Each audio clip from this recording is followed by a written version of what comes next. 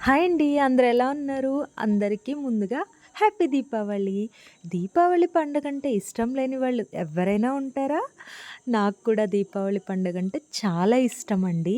Morning time అయితే మార్నింగే లేచి తలస్నానం చేసేసి, ఇల్లంతా కూడా డెకరేషన్ చేసేసి, మంచిగా పూజ చేసుకొని, చూసారు కదా! అల్లరి పిల్ల కూడా ఈరోజు పండగని పూజ చేసేసింది. వాళ్ళ ఫ్రెండ్స్ కూడా వచ్చేసారు.